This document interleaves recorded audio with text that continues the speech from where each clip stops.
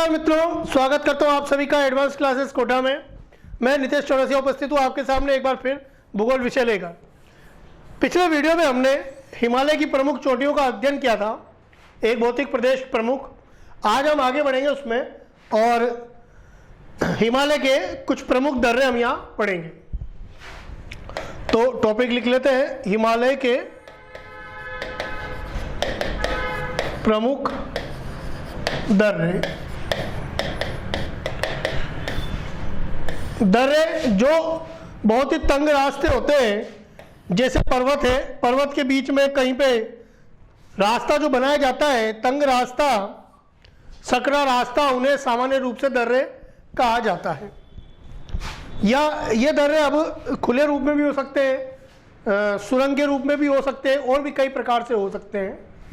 तो कुछ प्रमुख दर्रे हैं भारत में, वो हम देखते हैं जो हिमालय क्षेत्र में हैं।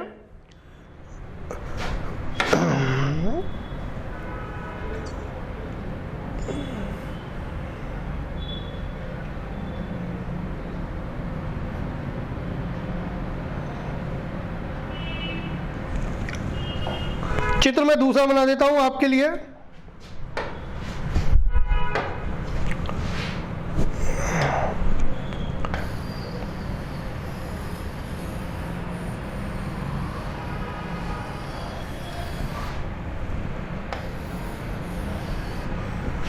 ये चित्र इसमें सही रहेगा, इसलिए मैंने ये वाला बनाया है,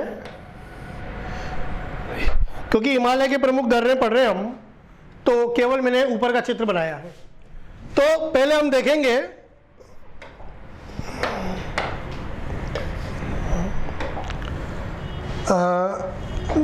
जम्मू कश्मीर व लद्दाख के दर्रे। तो पहला नंबर है काराकोरम दर्रा। काराकोरम दर्रा, काराकोरम दर्रा जो है सबसे उत्तर में स्थित भारत के लगभग इस जगह पर, यहाँ पर इतनी ऊंचाई पर स्थित है। भारत का सबसे ऊंचा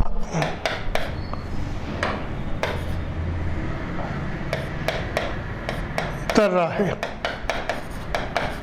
बल्कि विश्व का भी सबसे ऊंचा दर्रा है। तो यहाँ लिख सकते हैं भारत व विश्व का सबसे ऊंचा दर्रा है। ये बहुत ही इंपॉर्टेंट है इसमें। और यहाँ से चीन जाने का मार्ग, चीन को लद्दाख से जोड़ रहा है।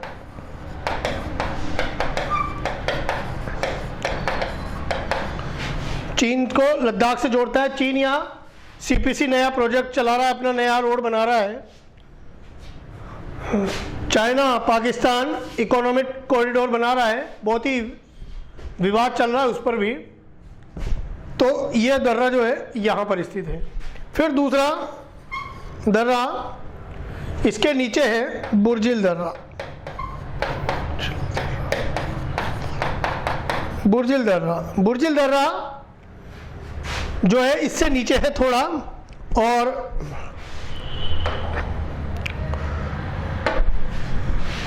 यहाँ इस तरफ श्रीनगर को जो है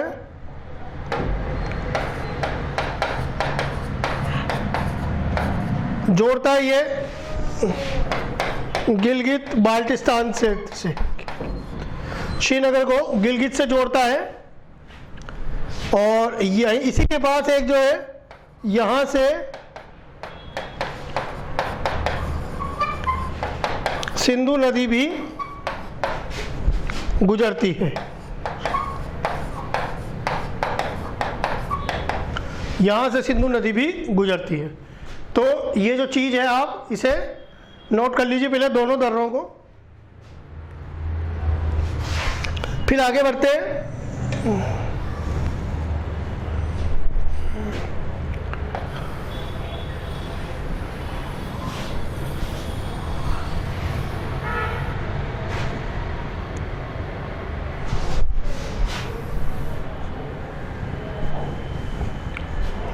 चूंकि हम जम्मू कश्मीर के पढ़ रहे हैं दर्रे, तो और देख लेते हैं तीसरा नंबर का।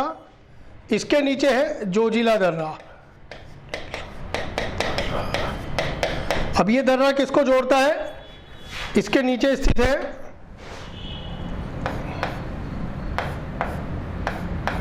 इस तरह से दर्रे मिलेंगे आपको।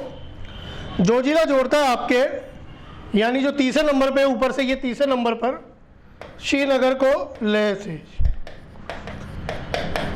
लेह से जोड़ता है।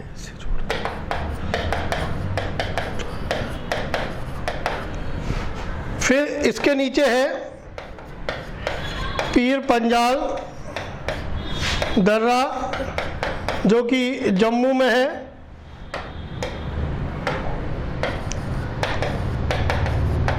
और वैष्णो देवी के जो दर्शन करने जाते हैं इस दर्रे से भी पास होते हैं। एक और है बनियाल दर्रा,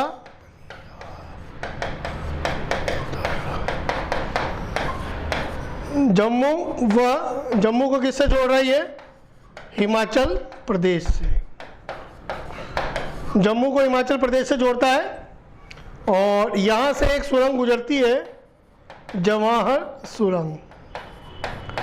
जवाहर सुरंग, जिसका नाम सुना होगा, 2.5 किलोमीटर लंबी सुरंग है, यहाँ से गुजरती है। तो ये नंबर है 1 2 3 4 में डाल देता हूँ। ये वाला, ये 1 नंबर, 2 3 4 और 5, ये जो हमने पढ़े 5 नंबर, ये डाला है मैंने यहाँ पर। तो इसको नोट कर लीजिए आप। आगे बढ़ते हैं। फिर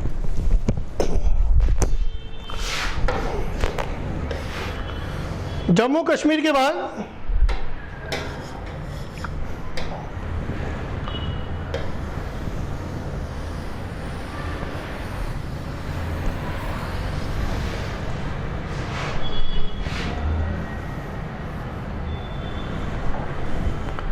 आगे बढ़ते हम।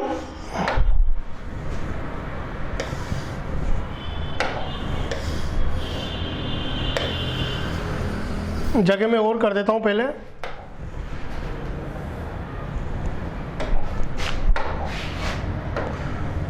नीचे एक राज्य है हिमाचल प्रदेश, वो देख लेते हम। हिमाचल प्रदेश के दर्रे, हिमाचल प्रदेश के दर्रे तो 6 नंबर, 3 दर्रे यहाँ पे, 3 दर्रे हम यहाँ देखेंगे। कौन कौन से हैं देखिए। एक है बारालाचा, बारालाचा ला दर्रा। एक है रोहतांग दर्रा, और एक है शिवकिला दर्रा। ये तीनों दर्रे कहाँ हैं? हिमाचल में। मैं बना देता हूँ पहले।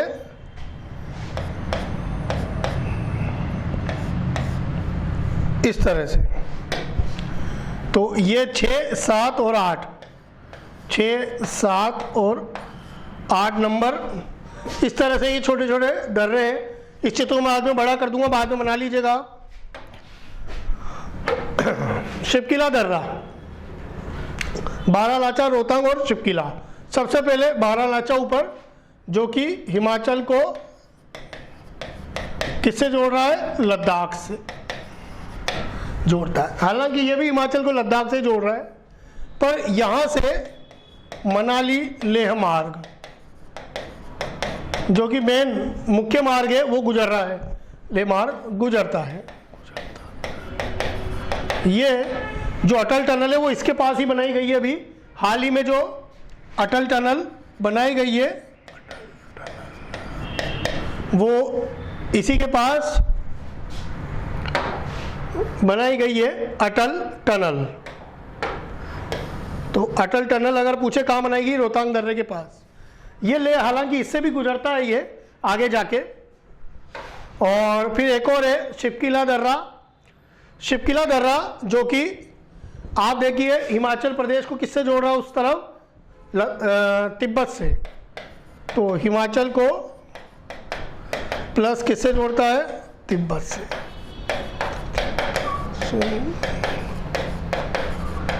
जोड़ता है, नोट कर लीजिए आप एक बार। फिर आगे बढ़ते हैं।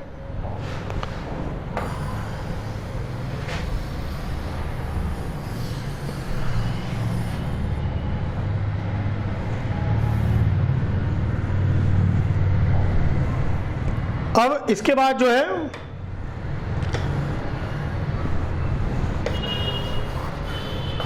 उत्तराखंड के दर्रे हम देख लेते हैं।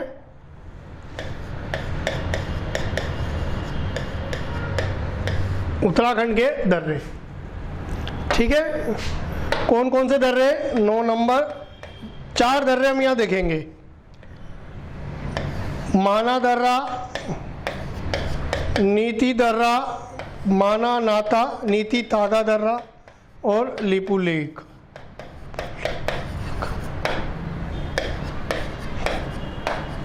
चार दर्रे हैं उत्तराखंड के भी, और चारों लगभग लाइन से ही हैं, 1 2 3 4 ऐसे करके, इस तरह से यहाँ लाइन से ही है। एक आध ऊपर नीचे हो सकता है, वो कोई दिक्कत नहीं है। आपको ये याद रखना है कि ये किसको किससे जोड़ता है।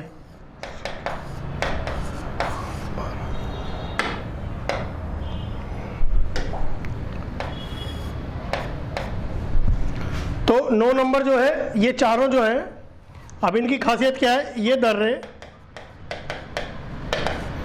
उत्तराखंड को किससे जोड़ रहे हैं, तिब्बत से, तिब्बत से जोड़ रहे हैं। और भारतीय यात्री जो कैलाश मानसरोवर यात्रा करते हैं, अब इनमें से जैसे 1 2 तो माना नीति तो शायद बंद हो गए, और शायद लिपू लेक चालू है। हाल ही में ये विवाद पे भी था कि काला पानी क्षेत्र जो है वो इसी दर्रे के पास है।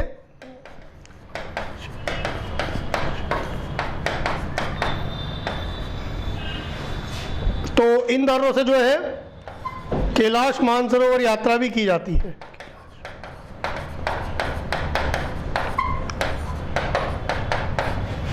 कैलाश मानसरोवर की यात्रा करने वाले यात्री इन दर्रों से ही जाते थे। तो अभी तो शायद ये पता नहीं 2 बंद है, और ये शायद 2 का से जाते होंगे अभी। जो लोग वहाँ जाते हैं आप उनसे ज़रूर पता कीजिएगा।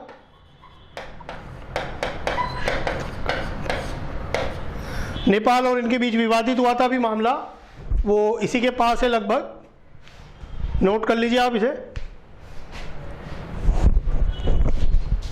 फिर आगे बढ़ते हैं।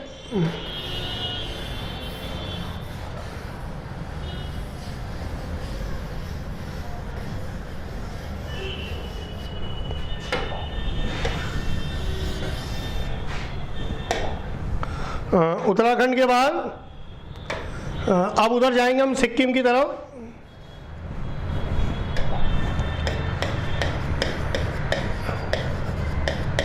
सिक्किम के दर्रे हम पढ़ेंगे। देखिए 2 दर्रे हैं, एक इस तरफ है और एक ऊपर है, यानी 13 नंबर और 14 नंबर, ठीक है, 13 नंबर और 14 नंबर। 13 नंबर पर नाथुला दर्रा है और 14 नंबर पर जेलेपला।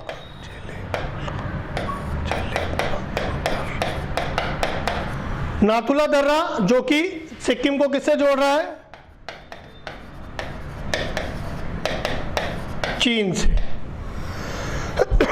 तो जो चीन और भारत के बीच व्यापार होता है, चीन और भारत के बीच जो व्यापार संचालित होता है वो यहीं से होता है। 1962 के युद्ध में भी चीनी सेना यहाँ से प्रवेश कर गई थी, बहुत जब ये लाइमलाइट में आया था। और जेलेपला जो कि सिक्किम को भूटान से जोड़ रहा है, उस तरफ भूटान से जोड़ता है, उधर भूटान देश है हम पढ़ चुके हैं पहले सामान्य परिचय में, नोट कर लीजिए आप। फिर आगे बढ़ते हैं। 3 दर्रे, आपके 3 दर्रे जो है अरुणाचल प्रदेश में है।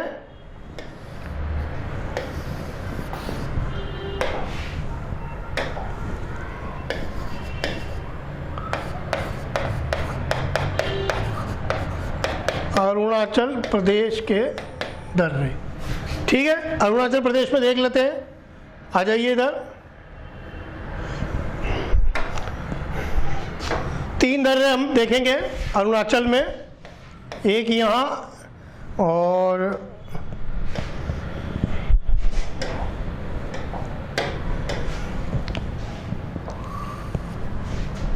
एक जो है यहाँ पर और एक इस तरफ। 3 दर्रे, यानी 14 के बाद 15 नंबर, 16 नंबर ये वाला और ये वाला 17 नंबर। 3 दर्रे हैं, 15, 16 और 17 नंबर। बुमला दर्रा, 16 में बोमडिला दर्रा,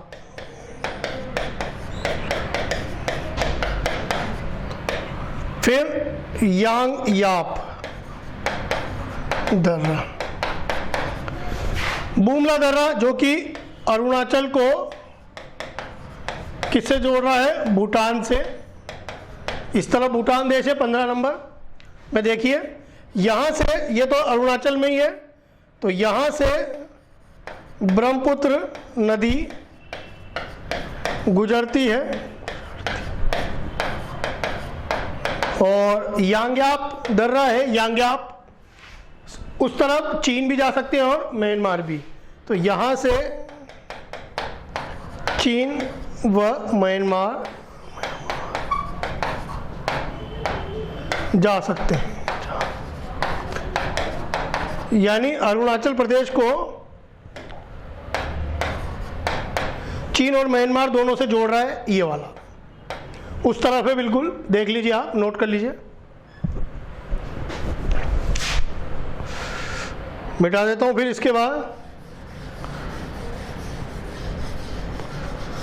और 1-2 दर्रे और हैं, एक दर्रा और पढ़ लेते हैं इंपॉर्टेंट।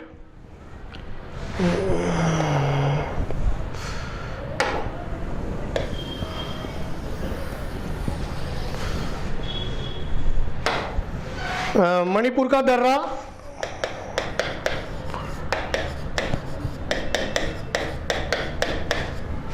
जो कि 18 नंबर। एक दर्रा है तुजू दर्रा। तुजू एक जिला भी है, वो अरुणाचल में, वो अलग चीज़ है। और यहाँ हम देखेंगे तुजू दर्रा जो कि मणिपुर को जोड़ रहा है, किससे? म्यांमार से। मणिपुर को म्यांमार से जोड़ता है।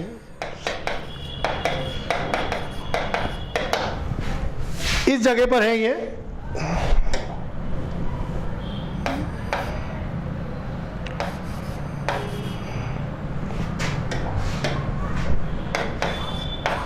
अट्ठारह नंबर।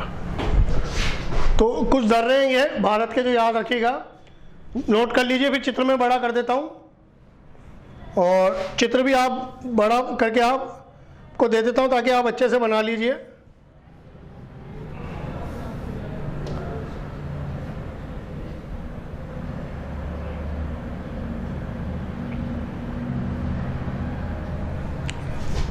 लो चित्र बना लीजिए आप अच्छी तरह, आप लोग।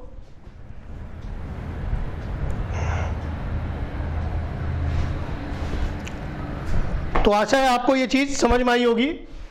ये आपके हिमालय के प्रमुख दर्रे हुए। तो हिमालय भौतिक प्रदेश पढ़ा हमने और बहुत ही इंपॉर्टेंट चीज़ ये पढ़ी। अब इसमें एक चीज़ और इम्पोर्टेंट है कि देखिए हिमालय के 2 भाग हम देख सकते हैं। एक भाग हम देखते हैं हिमालय का पश्चिमी भाग, यानी जो इस तरफ वाला भाग है, और एक पूर्वी हिमालय वाला भाग तो इन दोनों में क्या क्या विशेषता है या दोनों में क्या क्या अंतर है वो भी हम समझ लेते हैं यहाँ पर। ठीक है, अब मैं चित्र मिटा रहा हूँ ये, तो हम देखते हैं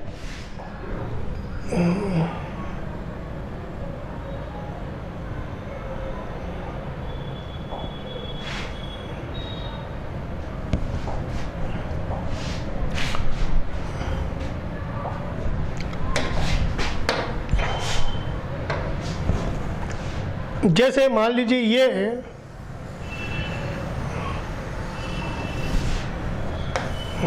अब जैसे ये हिमालय का, ये पश्चिमी हिमालय है,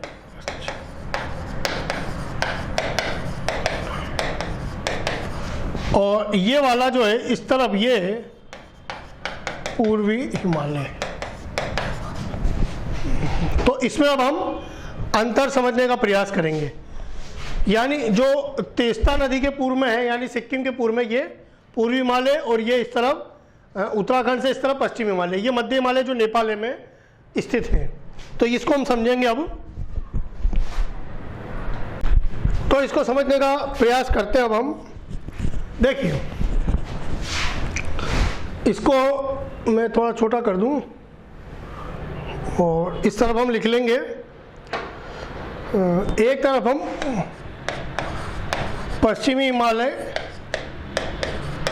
लिख देते हैं और एक तरफ आपके ये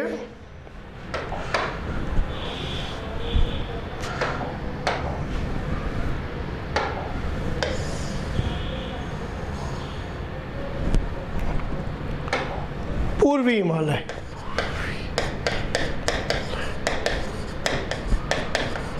ठीक है,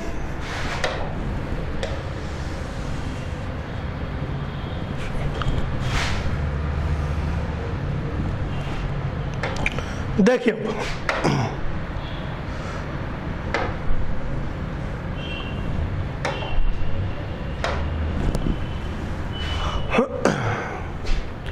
पश्चिमी हिमालय और पूर्वी हिमालय। पहले तो पश्चिमी हिमालय कहाँ से कहाँ तक है, देखो पश्चिमी हिमालय पूरा कश्मीर इसमें आ गया, लद्दाख इसमें आ गया पूरा, और देखें तो ये क्षेत्र तो आ ही रहे पूरा से पूरा उत्तराखंड तक इसमें सम्मिलित हो गया है। यानी सिंधु जो नदी है से काली नदी तक, सिंधु नदी जो यहाँ कश्मीर में बहती है इधर से, और काली नदी जो यहाँ से जाती है, यानी इसके बीच का एरिया ये।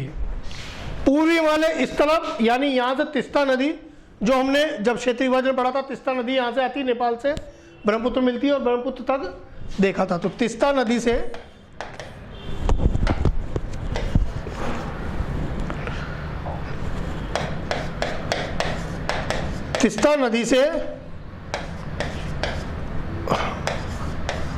पूर्व तक फैला है, जहां तक पूर्वी छोर है हिमालय का वहां तक ये फैला हुआ। ठीक है, फिर अगला पॉइंट कि यहां पर पश्चिमी हिमालय में वर्षा कम होती है, जबकि यहां वर्षा अधिक होती है। कम 100 सेंटीमीटर से कम, और यहां 200 सेंटीमीटर से अधिक। अब यहां अधिक होती है, क्यों होती है? क्योंकि यहां पर दक्षिण पश्चिम मानसून का जो बंगाल की खाड़ी है उसका प्रभाव रहता है, जबकि यहाँ पर अरब सागर की शाखा उतना नहीं पहुँच पाती है, केवल पश्चिमी विक्षोभों से एक वर्षा की मात्रा ज़्यादा होती है। तो यहाँ लिखेंगे हम कि यहाँ पर पश्चिमी विक्षोभ से वर्षा ज़्यादा होती है, और यहाँ दक्षिण